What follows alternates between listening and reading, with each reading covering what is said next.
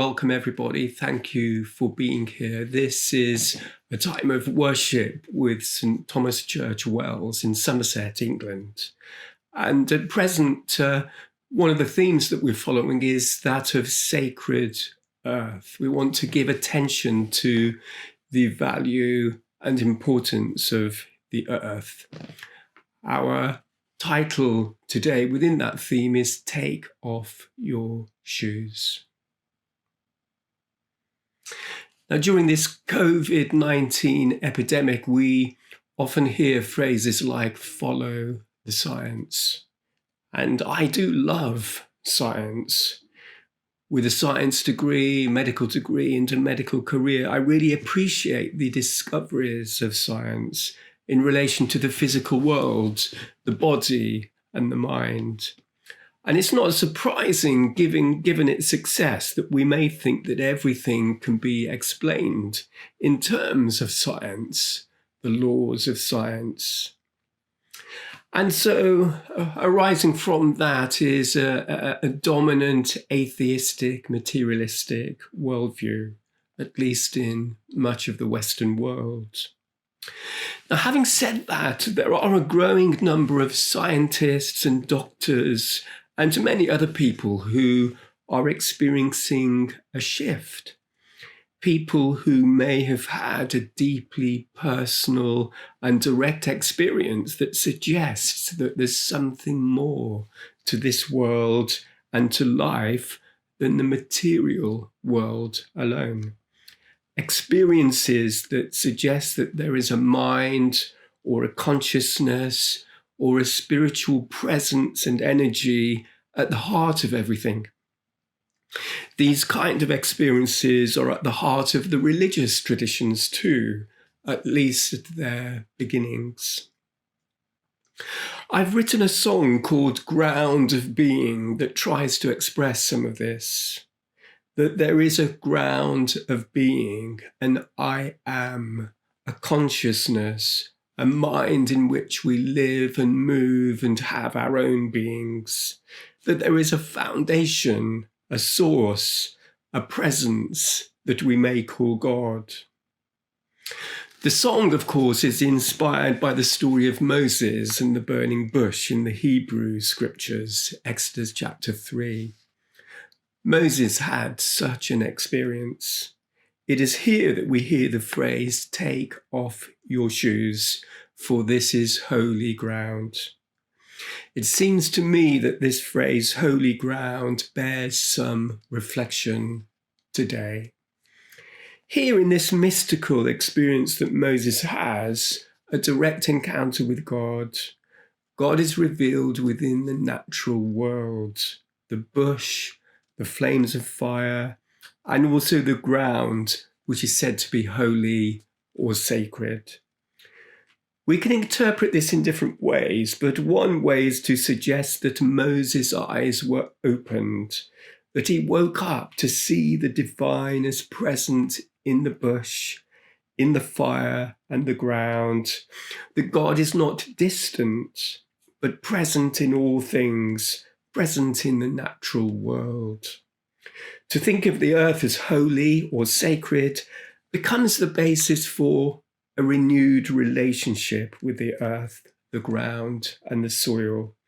And this is something we urgently need and is slowly happening.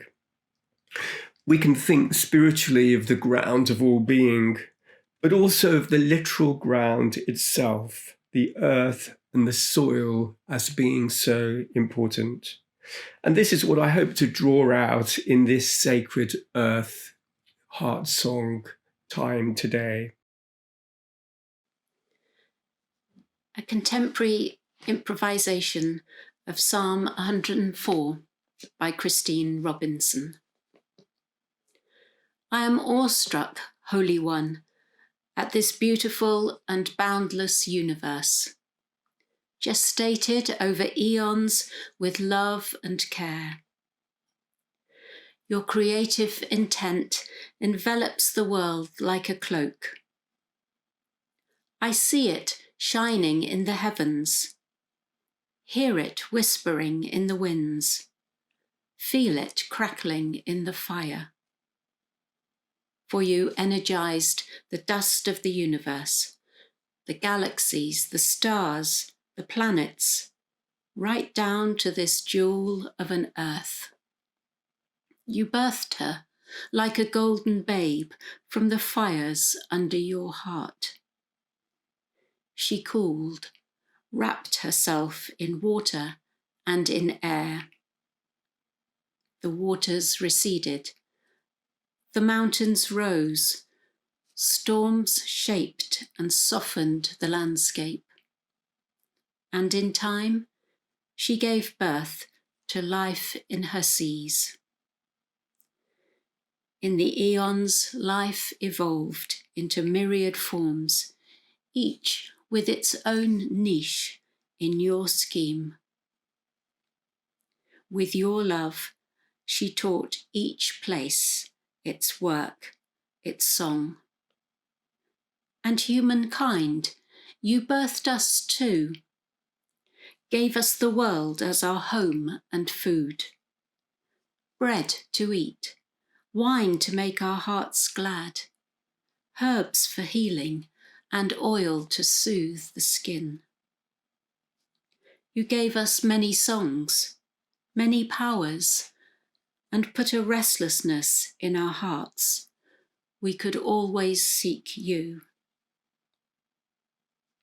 O Holy One, how manifold are your works.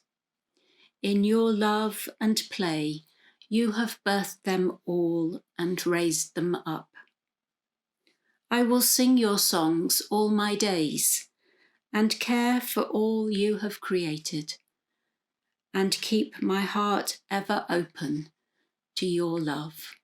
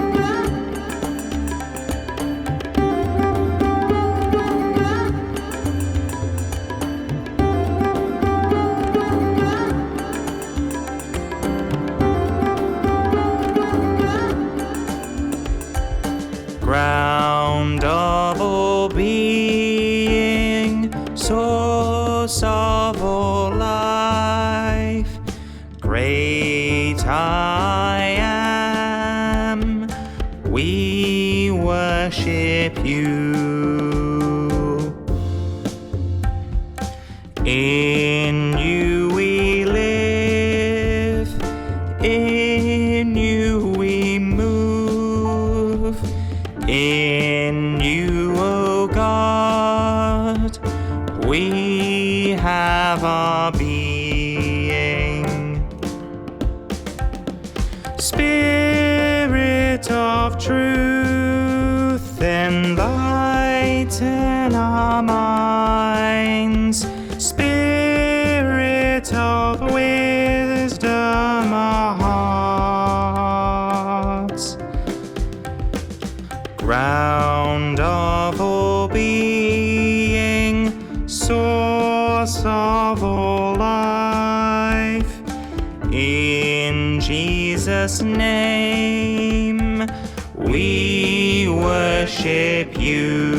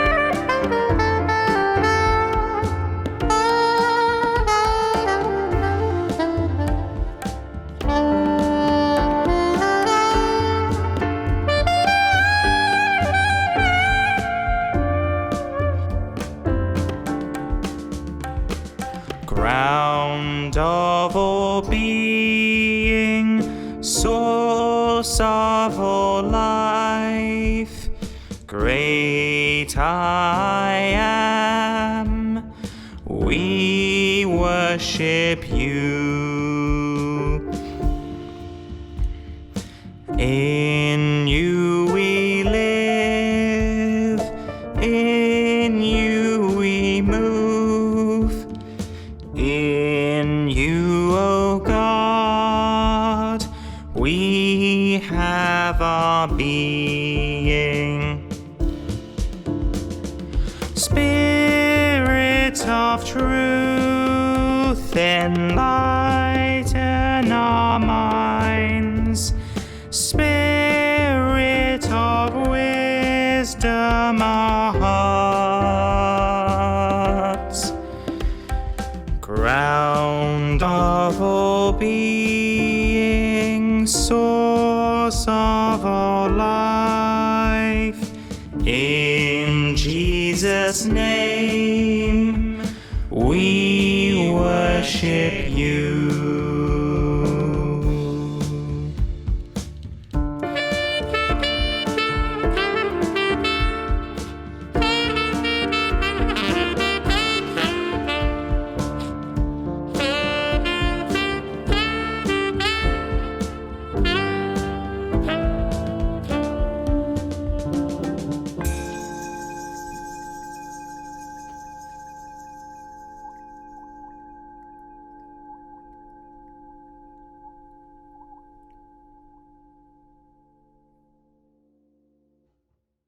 A prayer by Bruce Sanguin, Turning Aside to See. We gather now, eyes wide open to wonder.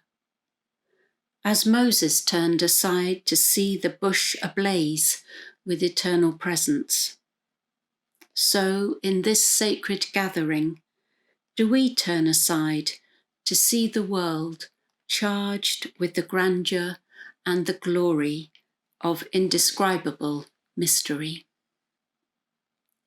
We turn aside to see the beauty of each other, the goodness of this life, and the truth of sacred wisdom that knows earth to be holy, all creatures to be kin, the universe to be one, and spirit to be a flaring presence for all who turn aside to see. Amen.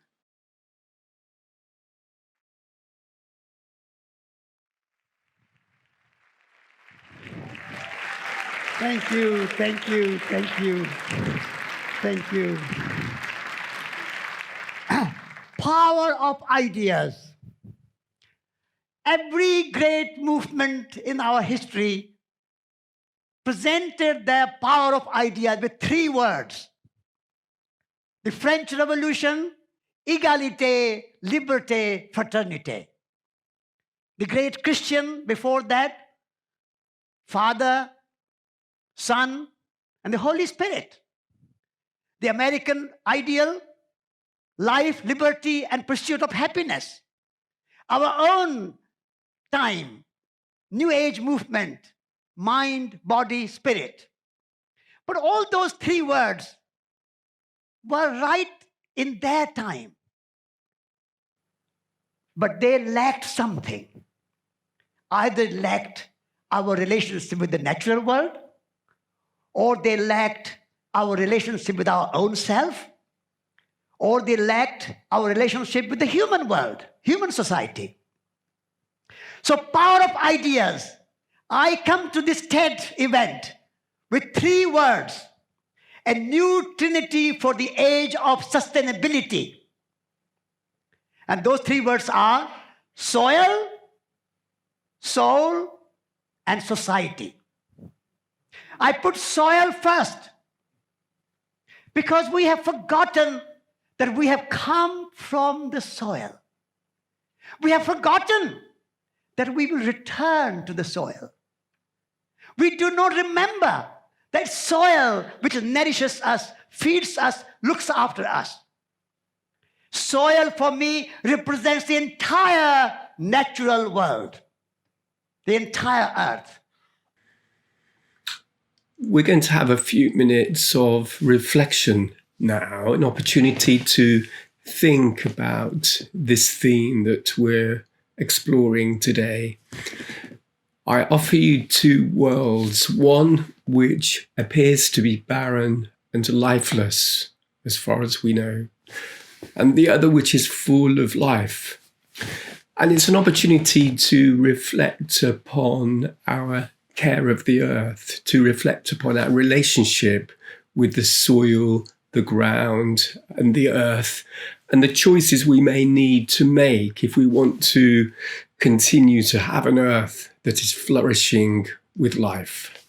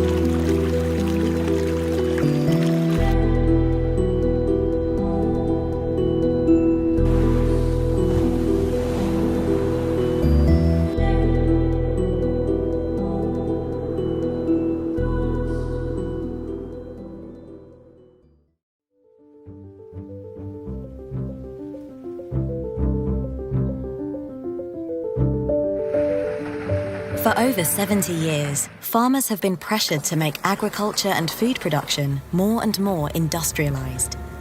Through intensive ploughing and heavy use of chemical fertilizers, our soils are being left sterile, with little or no biodiversity. These industrial farming techniques cause massive degradation and compaction of our soil, contributing to flooding, water pollution, and erosion. We've been losing land area, essentially from erosion, at the rate of about 7 to 10 million hectares per year, which is almost the size of Portugal. You could see from satellite vast amount of topsoil leaving the United Kingdom into the ocean. All over the world, farmers are developing an alternative system to regenerate soil instead of degrading it. To protect and increase water retention by covering soil with mulch and by growing continuous diverse crops without tilling or ploughing. It's called regenerative agriculture, which includes no-till farming. We owe our entire existence on this planet to a 6-inch layer of soil and the fact that it rains. We erode those soils so we can't produce food. So if we can find an agricultural system that is more friendly to soils, it's ultimately going to be a benefit for the farmers and for wider society. It's only because of the UK's temperate climate that our soil has been so resilient. But for how long? It was the Dust Bowl in 1930s America that highlighted the problems caused by disturbing the soil and popularised the no-till movement. Farmers all over the world began experimenting with ways to farm without ploughing, planting the seeds straight into undisturbed soil. Direct drills can replace ploughs by using a cutting disc or knife to sow seeds with very little disturbance to topsoil, so that it maintains its structure.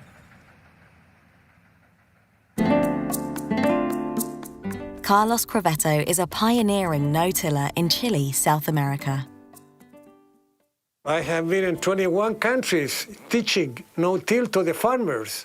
No-till must be done all around the world, not only here where we used to have a lot of erosion. Keeping the cover in the top of the soil every year, and all this organic matter that is processed by Mother Nature begin to protect the soil, begin to improve the humus compound of the soil that is very, very important for farmers. And this is the main key that they have as an objective to be a good farmer, that increase soil instead of deplete soil. Healthy soil needs minimal disturbance, so no ploughing, constant coverage with living roots, diverse species, and crop rotation, ideally including livestock grazing. Farming is exciting now. Instead of almost drudgery, doing the same thing all the time, there are different views. You see the soil altering, which is fantastic. A lot of Swiss friends, CA, the government gives them assistance for 5 years, and after 7, they're now out-yielding classic agriculture. Now, our target has always been to get back to the same, obviously with less inputs, with less and with better soil. Here we are on a farm which is in no-till since 1980, so 36 years of no-till. As you can see here, this is my seeder, the no-till machinery, and at the top there is my great-grandfather plough, so it means we don't plough anymore. This is the past, and today it's completely different. You know that you are improving the soil and you are doing something for the future. This is a good soil, there is no compaction, and this is not dirt, it's soil. The main tool is not the tractor, the main tool is the soil. If the soil works, I know that I will be able to grow crops. The soil has incredible food web. A handful of healthy soil contains more living creatures than there are humans on the planet. And so most of them would be microscopic, sort of bacteria and fungi, and then you just get all the things that eat those, and then you get the things that eat those, and then you end up with the really big things which we can actually see, like worms. Our soil is actually a habitat, and it's got infrastructure, just like a city does. It's got underground tunnels that are superhighways. It's got the mycorrhizal hyphae in there, which are really the fiber optic cables that are communicating with all the plants and networking them all so they're all talking to one another.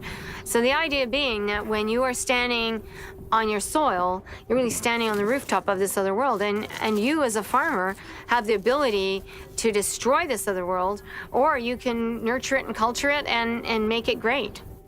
Agriculture is responsible for nearly 20% of the carbon emissions that affect global warming. But with regenerative farming, carbon can be locked up within the soil and remains in the ground as organic matter, feeding the plants and microbes that nurture the soil. Cover crops like beans are also used to fix nitrogen into the soil, reducing the need for chemical fertilizer.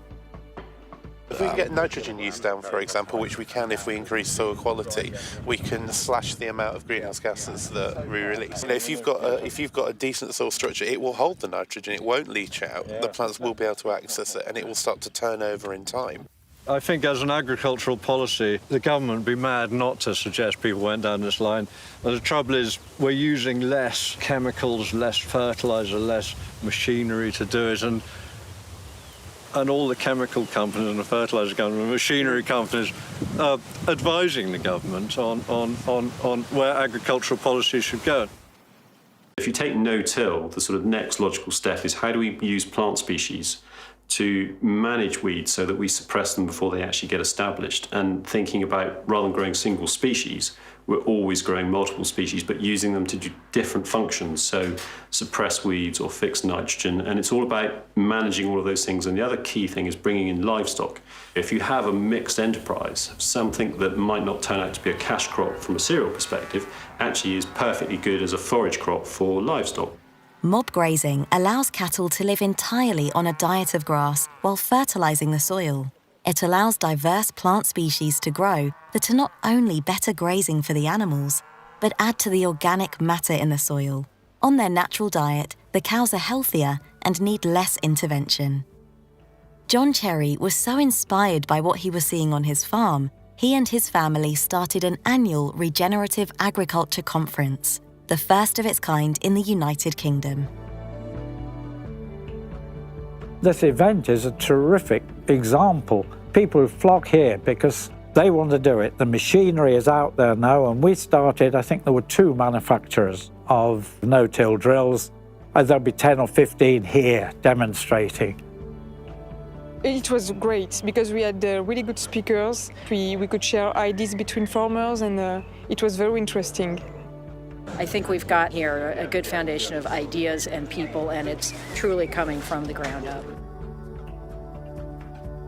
Globally, 12.5% of the world's arable land has been converted to no-till agriculture. The revolution is underway.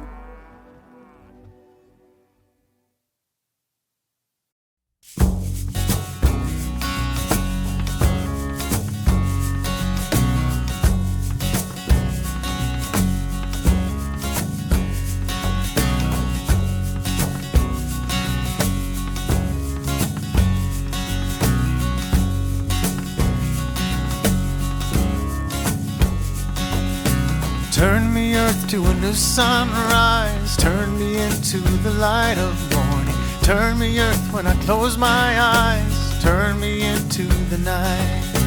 Turn me, earth, the blackbirds trill. Turn me into the light of morning. Round again to the whippoorwill. Turn me into the night. Turn me, turn me, turn me into the morning light. Turn me, turn me, turn me into the night. Turn me, turn me, turn me into the morning light. Turn me, turn me, turn me into the night.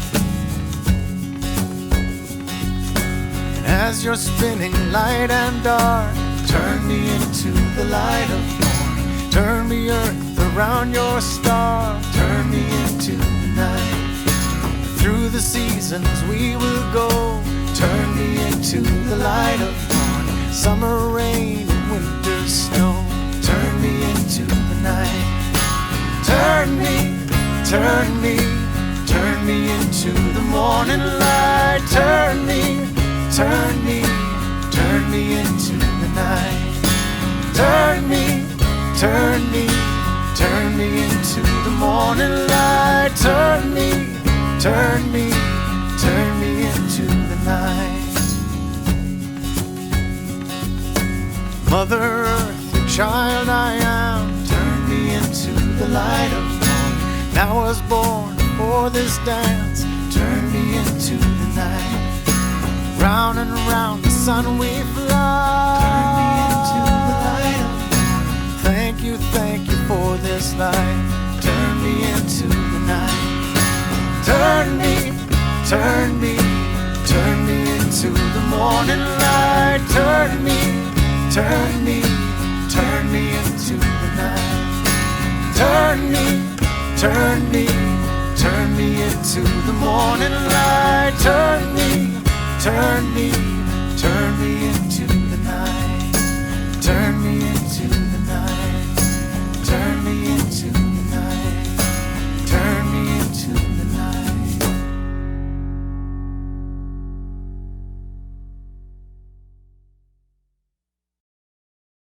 We close with a blessing. This blessing was written by Christine Wolters Paintner of Abbey of the Arts.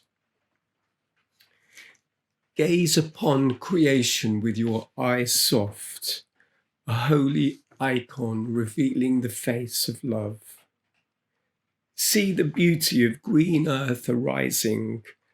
Make space for the ache of our neglect, exploits, ravages. See the scars across field and mountain. Allow the river of tears for all that suffers, to flow freely through you. Do not resist this grief. The otter choked with oil, the sky darkened with grime, the seas heavy with plastic, the koalas fleeing the great fire. Make room for a world of sorrow. Let anguish be your song and grief bloom and grow. Ask the source of love who created our tears and tender hearts, and with them the promise of reconciliation, to create a new place within, where a different story can arise, where we can all turn toward a vision of wholeness once again.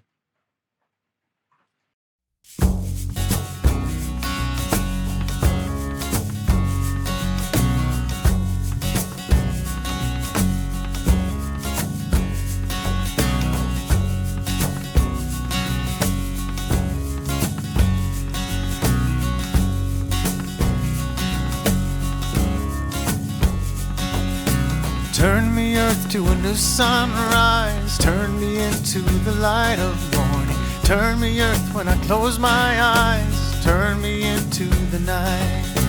Turn me, earth, blackbirds trill. Turn me into the light of morning. Round again to the whippoorwill. Turn me into the night. Turn me, turn me, turn me into the morning light. Turn me, turn me, turn me into the night. Turn me, turn me, turn me into the morning light. Turn me, turn me, turn me into the night.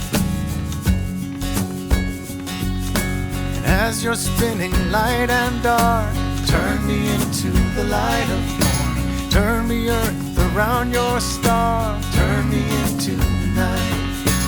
Through the seasons we will go. Turn me into the light of morning. Summer rain and winter snow. Turn me into the night. Turn me, turn me, turn me into the morning light. Turn me, turn me, turn me into the night. Turn me, turn me, turn me into the morning light. Turn me, turn me, turn me into the night. Mother Earth, the child I am, turn me into the light of morning. Now I was born for this dance, turn me into the night. Round and round the sun we fly. Turn me into the light of morning. Thank you for this life. Turn me into the night. Turn me, turn me, turn me into the morning light. Turn me, turn me, turn me into the night. Turn me, turn me, turn me into the morning light. Turn me, turn